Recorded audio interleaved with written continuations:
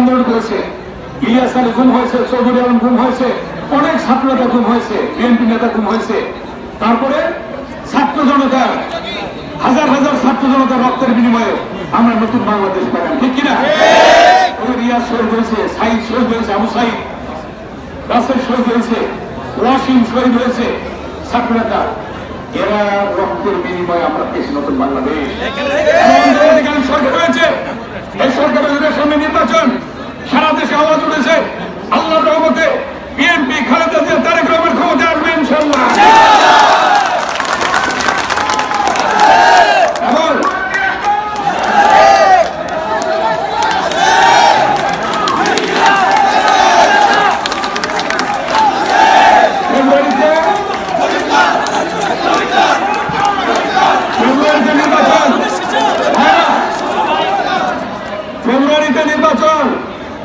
ফেব্রুয়ারির প্রথমার্ধে নির্বাচন, এই নির্বাচনের জন্য প্রস্তুত নেন।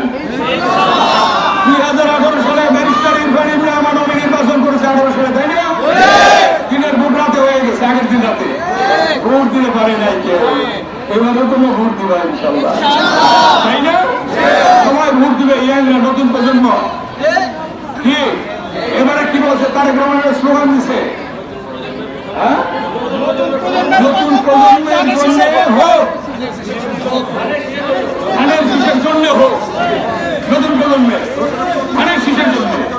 অতএব ব্যারিস্টার ইরফান ইব্রাহিম আলমী আল্লাহর রহমতে নির্বাচন করবে, নির্বাচন করে সেই নির্বাচনে আগামী ফেব্রুয়ারিতে আপনারা সকলে ধানের শীষে ভোট দেবেন ইনশাআল্লাহ।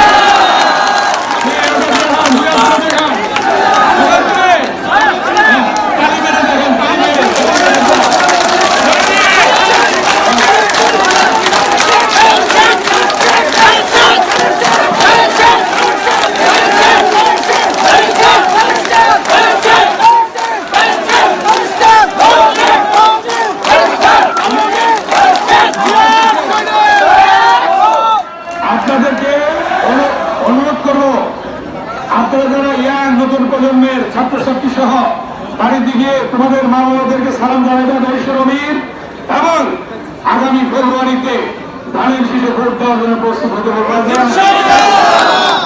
যে আমান ভাই এটা অনুরোধ করে গেছে আপনাদেরকে, ঠিক আছে?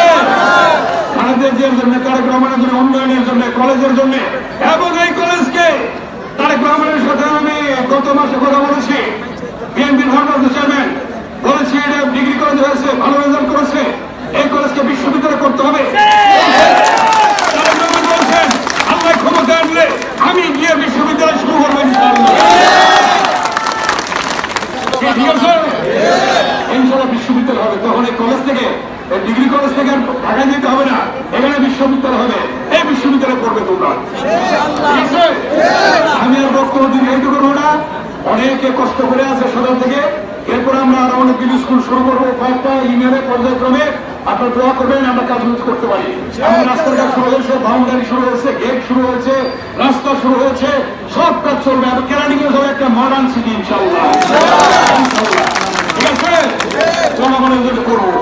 কেন আপনারা যখন যান রাস্তা দিয়া, গাড়িতে যান, কেমন লাগে? আপনার যখন আলিপুর ব্রিজ থেকে ইটাভাড়া হয়ে, বৌনাগান্ধী হয়ে, সেই লঙ্কার চর আপনার রসুলপুর, উত্তরবঙ্গের চর, তারপরে আবার যখন হজরতপুর বাজার হয়ে যারা নম্বর বাড়ি হয়ে আপনার ঢাইমা রোডে যান, তাহলে জিন্দিরা বাজার ব্রিজ যান আমরা করছি, বসিলা ব্রিজ আমরা করছি, মোহাম্মদপুর যেতে লাগে 15 মিনিট, এগুলি সব খালেদা জিয়া করছি। এবং আগামী দিনে আলিপুর ব্রিজ করছি আমরা, ইনশাআল্লাহ আগামী দিনে আরো যা বাকি আছে আল্লাহ যদি করবার দেয় আমরা করবো, ঠিক আছে? সবাই দোয়া করবে এবং নির্বাচনের প্রস্তুতি নিয়ে নেবে।